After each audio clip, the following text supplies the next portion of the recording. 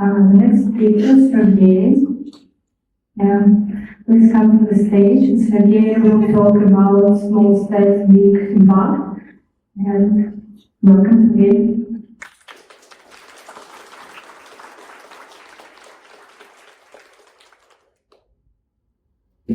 Yeah, just want to do some technical issues, yes. All right.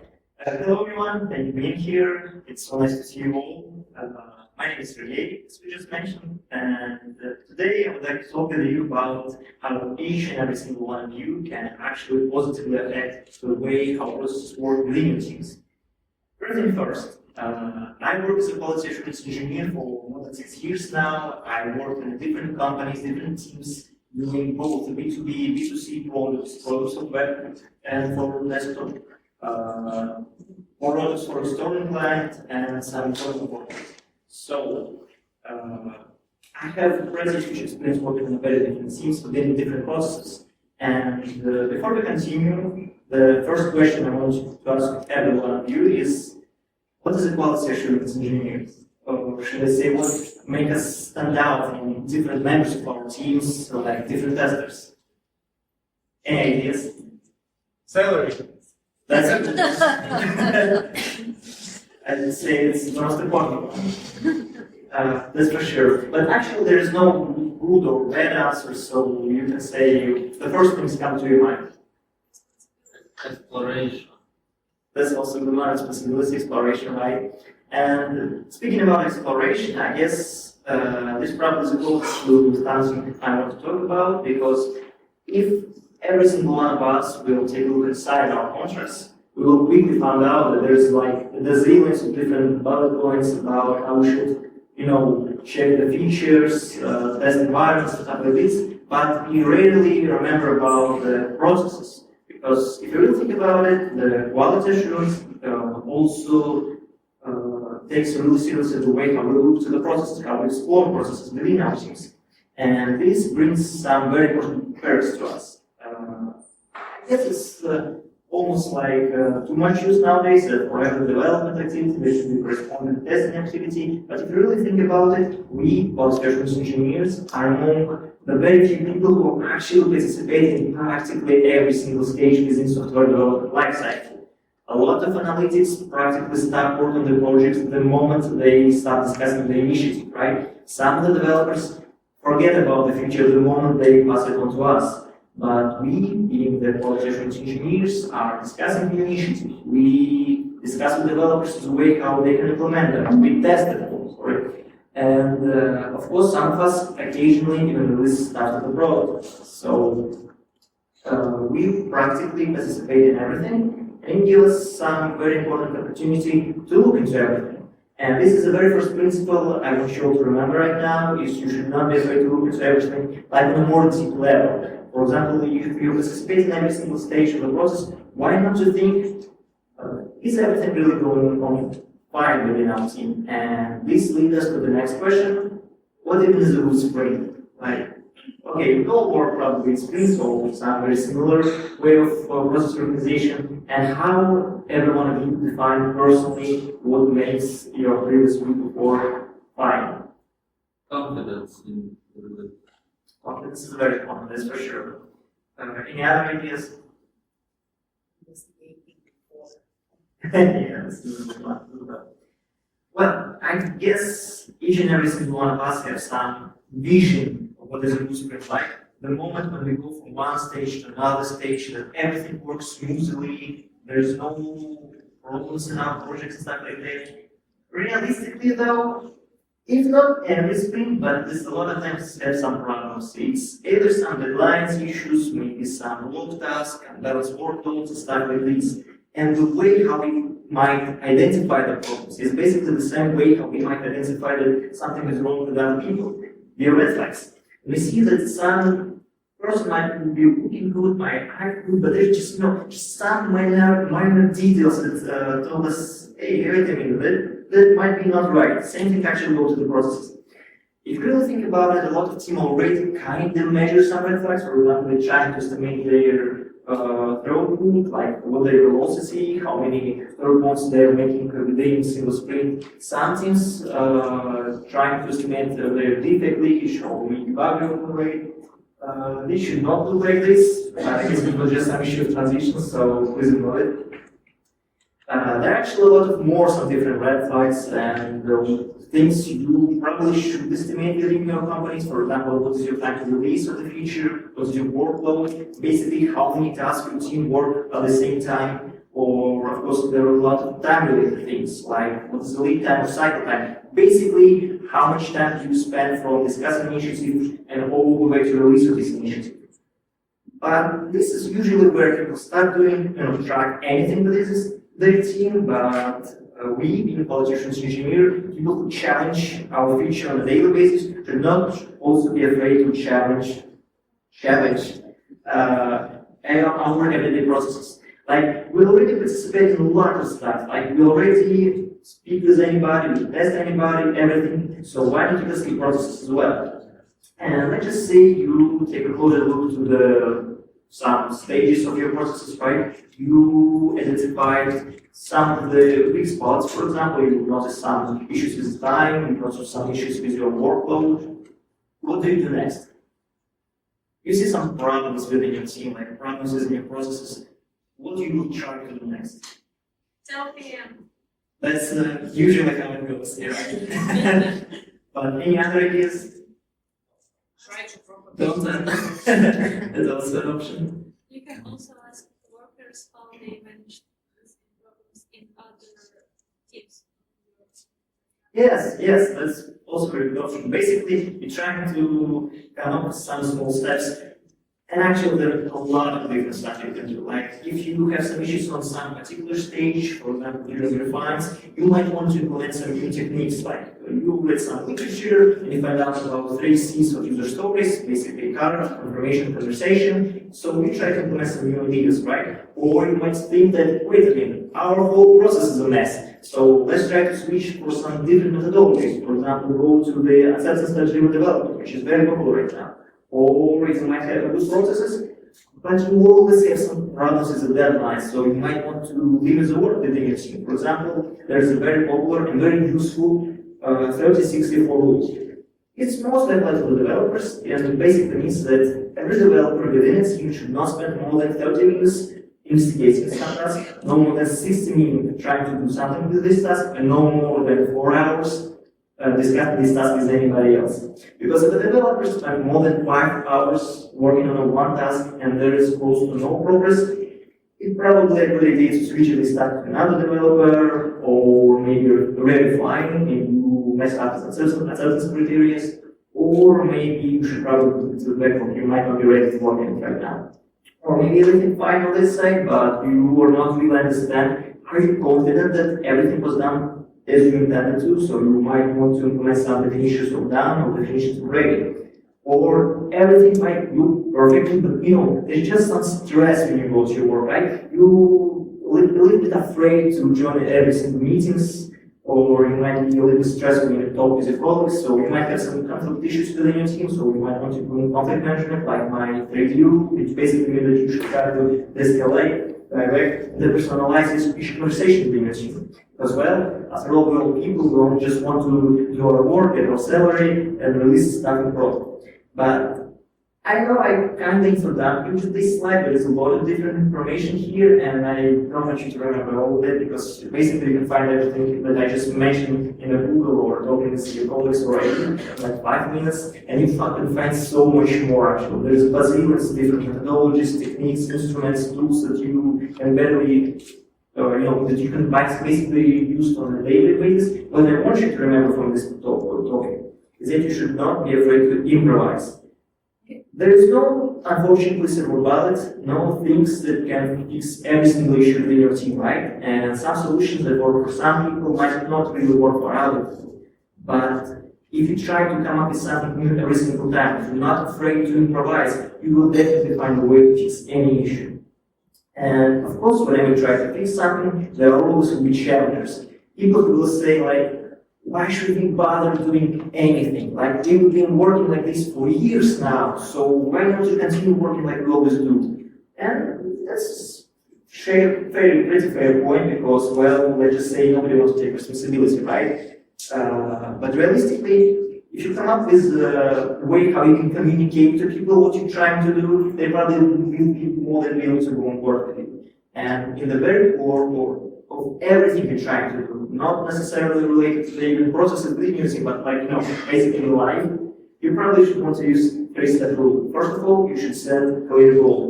Goal, singular. Don't try to fix all the world problems at once. You will probably just lose attention and to be distracted many different topics. So try to focus on one thing at a time, right? Then you will probably should implement some strict deadlines because if teams don't really understand where they should probably come up with some results, they might also lose some attention to this picture. Like, for example, should they really continue doing alchemy practice or should they switch to another instrument by now because they don't really understand how everything is going on? And this is also the very same reason why we probably should implement some measurable metrics. Team should understand if everything they're doing is actually working. Like, we already discussed a lot of stuff, so it's nice to try to estimate everything you suggested. And the way how you suggested is basically you should have this goal, these deadlines, these metrics, and you should use these very same metrics and basically go to your team saying, hey, take a look, we have the sequence of different defects. Like, yeah, maybe we deliver stuff to the prod, but why bother if every single time we release something there's like trillions of different ERs coming from the prod? But with that being said, you should not probably start this discussion with the whole team at once. Like, yeah, we have a retro and other meetings, but if you come up with such ideas immediately to the whole team once again might be a little bit more resistant because they might think that, well, they should probably act now, or maybe there's some part of the team that might be less willing and they might argue, and because of it you will lose the attention to the details. So you probably should start with a personal discussion, one-to-one. Because when you discuss stuff like this with your colleagues, in a more private manner, people usually tend to be more open and they might be more willing to go on board with it.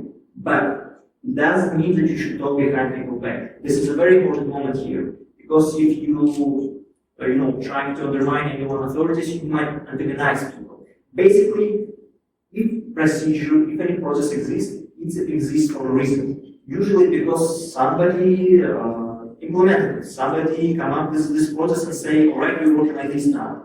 And from my own experience, we used to have some forward procedure.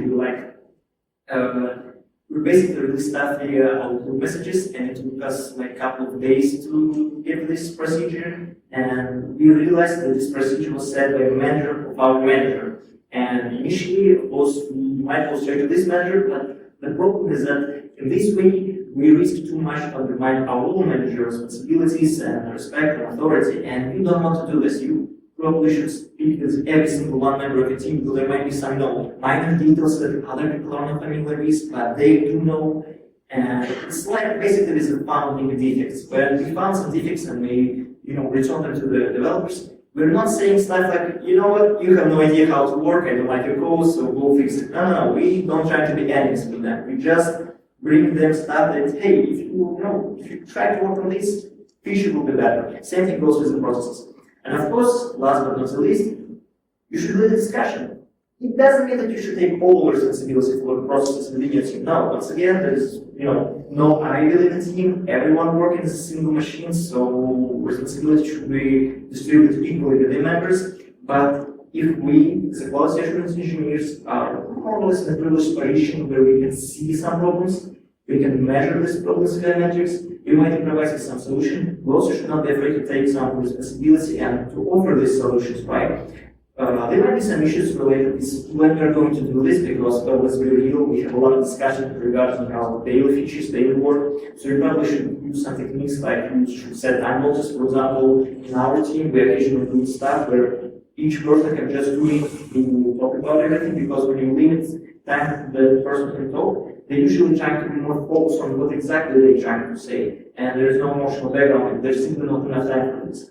Or you should implement stuff like posing, which pretty obvious, because of course there might be some people who might be go against your decision, your solution, but if huge part of the team will be on board with your ideas, they might give it a try. Now, basically, everything I just say can be linked to the one single principle. You should not be afraid to communicate with people. Once again, if you find some problems within your processes, if you suffer from it, you can safely bet that your team members probably see these problems too, and they also don't like it. Now, as I just mentioned, there is no silver bullet, unfortunately. Like, some solutions might work for some teams and they might not work for the other teams. You can spend 10 minutes in Google discussing stuff with IE or with your team members, and you'll find many more solutions to your problems. But if you just follow these 4 principles, if you are not afraid to look into everything, if you're not afraid to challenge everything within your team, if you're not afraid to improvise with different solutions to your problems, and if you're not afraid to communicate these solutions to your team, you will succeed.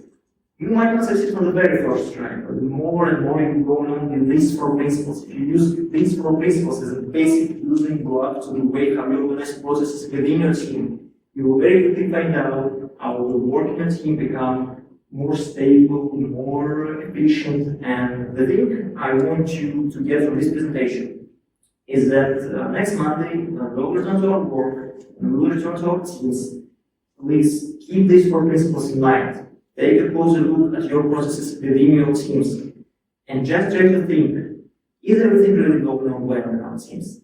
And if not, don't be afraid to improvise, don't be afraid to communicate this stuff to your team members. They will very quickly see how you, and it doesn't matter whether you're a team lead with a huge experience or you're just a junior QA engineer who just so happened to join a new project.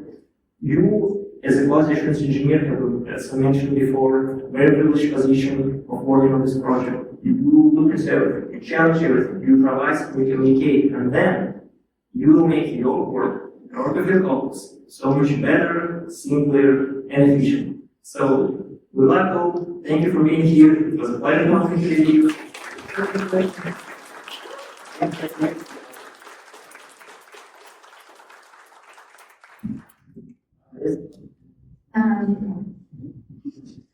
A big thank you to Sergey for very important and interesting talk. And now let's have time to answer questions.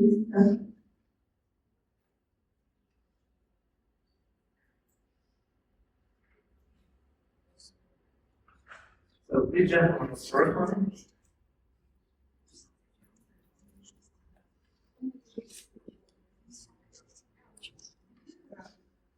Yes, again, thank you for your presentation. It was very insightful. I have the question that basically, how do you think, does like any, let's say, tester who just do like technical part of job, just basically move the tasks into your work, does any of the testers should go into the direction of the QA, of being this like communicative person? Because basically you're also working with, let's say, bugs in the processes. You need to sell your ideas sometimes to management, to your like colleagues, and it's not like not everyone is okay with doing that.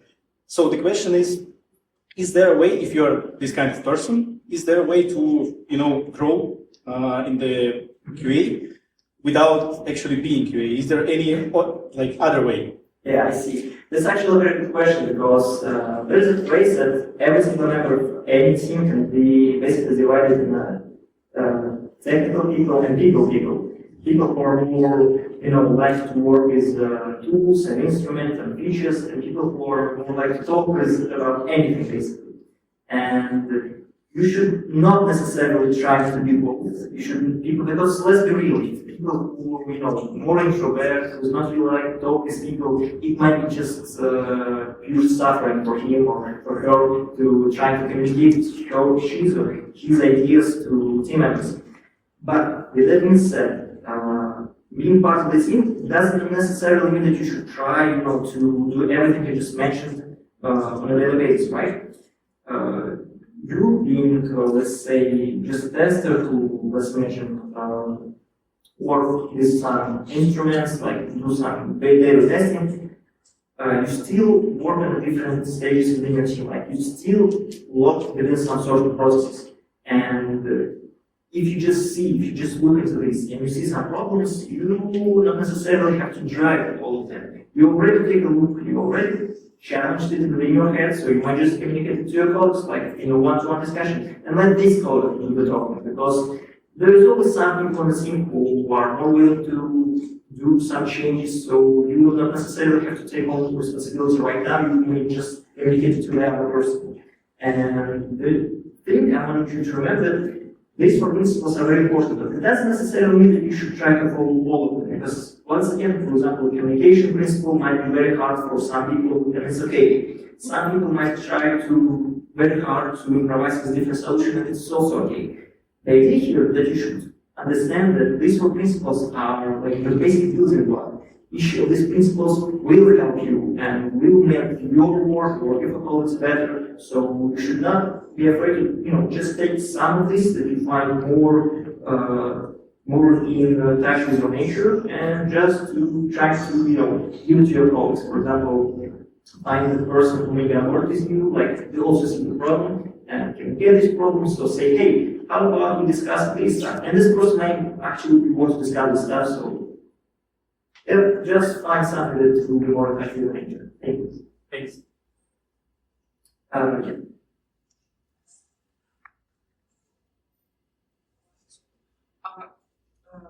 Thank you for your presentation. What was the most difficult, changeable change you have accepted, inserted in the QA processes in your career? What was the most difficult? It necessarily was part of the QA process, but it was rather part of the whole process, and it was 1 week sprint. We had a huge problems planning within our team, and took a lot of time. We always missed the estimations, we failed deadlines, and then we come up with a bold idea. It might not help everybody, but we switched from 2 week sprints to just 1 week sprint. And the idea here was that we forced to limit ourselves the time that we actually have to do our job. We will have to try to adapt, like we will have to be better at refines, we will have to communicate better with each other, we will have to try to, refine our work in a smaller task, but in a more efficient way. Like we have to think how we can release this stuff to the users, but in a smaller and more efficient way. And it actually helped us a lot. It's surprisingly was one of the best things we did in our team, because it took us a lot about the way how we should, refine our MVPs, how we should communicate stuff between each other, how we should try to estimate our work. Probably was the bold one. We not necessarily was on board with it initially, but we give it a try. We set the deadline for 2 months. We have some definition of that, basically just a bunch of stickers in Jira report, where we, at the end of each week, just sit and say, okay, did our new methodology help us with this stuff? And initially it was a huge struggle, but the more we did it, the more we understood that, hey, we're actually becoming better as professionals. Yeah, it really helped us. Thank you.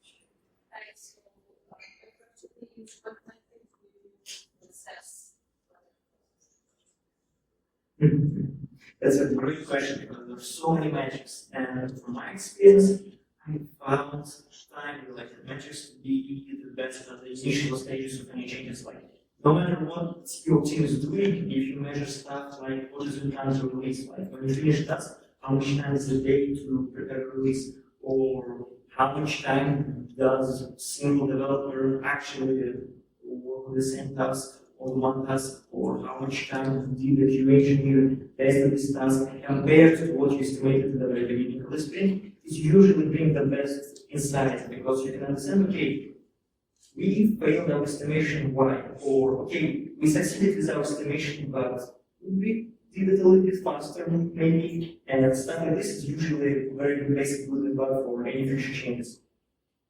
Thank you.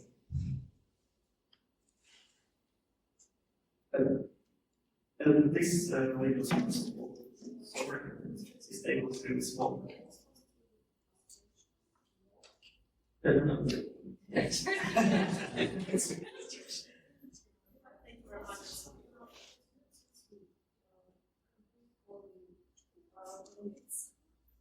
I still will be here for a coffee break, so if any of you have a question that you might want to discuss after this, I'm open for discussion. Thank you. Thank you very much for the presentation. When you describe this like ideal picture for work processes, what if it doesn't work? Any of that?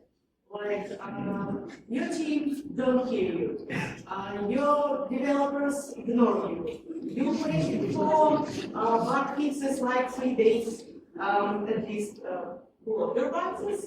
What do you do? That's a very good question. Like, I grow into your eyes. Yes. Let me start. I believe somebody said that you should go to your product owner during the presentation. Yeah, if you you might use violence in very extreme cases, but realistically, yeah, we do not hurt anybody, we don't want to become enemies with anybody.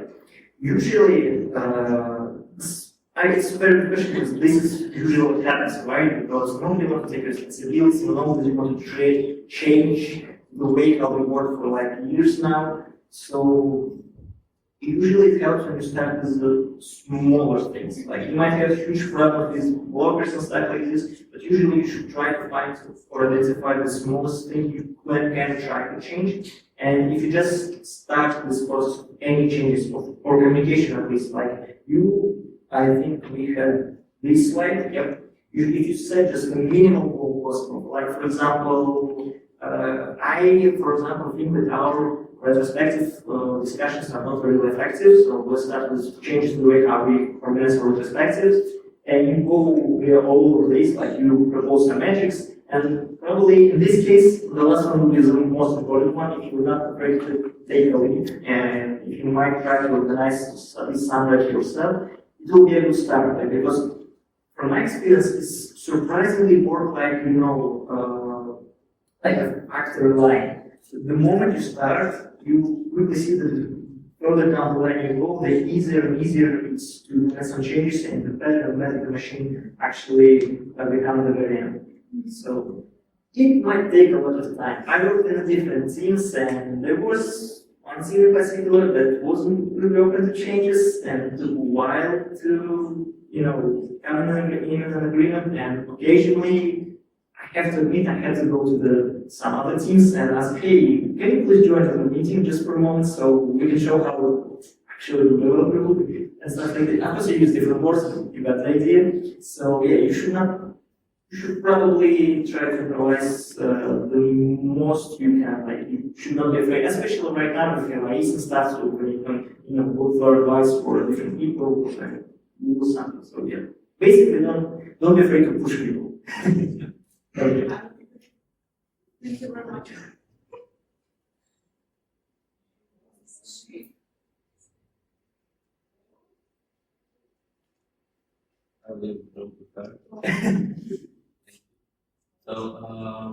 Yeah, the first one you talk about processes. Okay?